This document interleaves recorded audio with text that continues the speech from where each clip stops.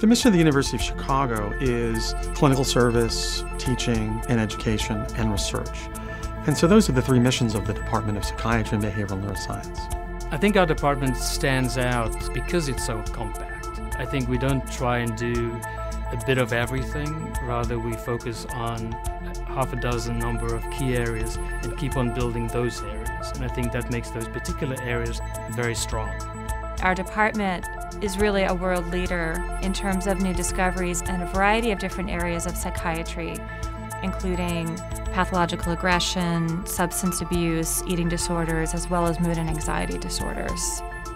A number of our investigators have done things that have been really remarkable in the field. The work that Dr. LaGrange has done has been groundbreaking in terms of the treatment of very difficult to treat kinds of conditions in the eating disorder world, such as anorexia and bulimia, binge eating disorder.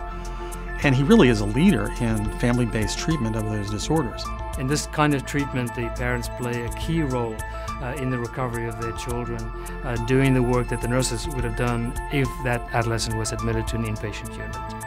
We've been a part of one of the largest studies in the United States to test the efficacy of this treatment and have found that more than 50% of patients are fully remitted from their eating disorder at 1-year follow-up.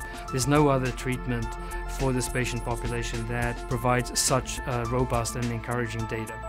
My lab focuses on developing and using animal models of psychiatric disorders.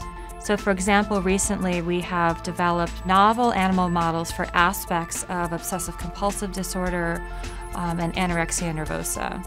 And once we have developed and validated these models in mice, we use them to try to better understand some of the neural and molecular mechanisms that are underlying these disorders, and also to try to develop novel treatments. The really superb opportunity for trainees in the eating disorders program here at the University of Chicago is the fact that we are one of very few research clinical programs. So most of our patients who present for clinical care would also be participating in a research-funded study.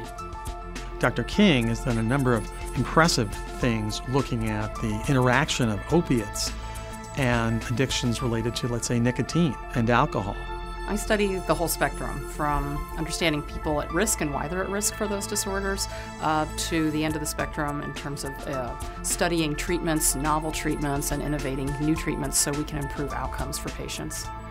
One of the things we're doing uniquely in my laboratory at the University of Chicago is we are trying to study why people become alcohol dependent and have alcohol problems. And the prevailing theory in the field is that people are at risk because they don't respond to alcohol. They have a low-level response. And that theory hasn't been fully tested. And in my group, we have been examining the other side of the coin, that people who are sensitive to those positive and rewarding effects of alcohol may be equally at risk to developing problems.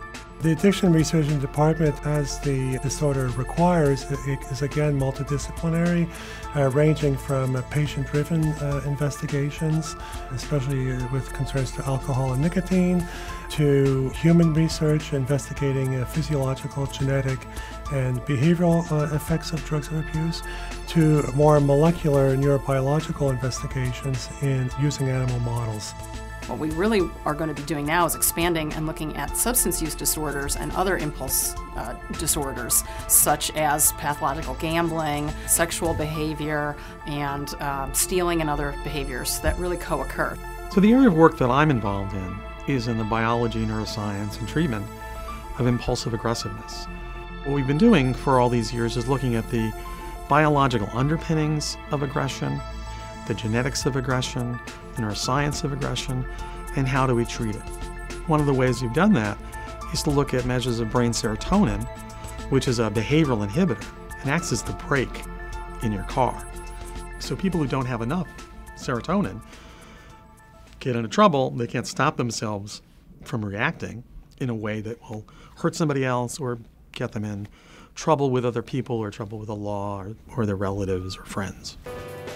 The Department of Psychiatry and Behavioral Neuroscience is really growing now, and it's an exciting time to be here. What's really great about being at the University of Chicago is it has a very long and storied history of academic and scholarly excellence, and the culture here is just rooted in that, which means that everyone here is curious about what's going on in the world and what's going on in their disciplines.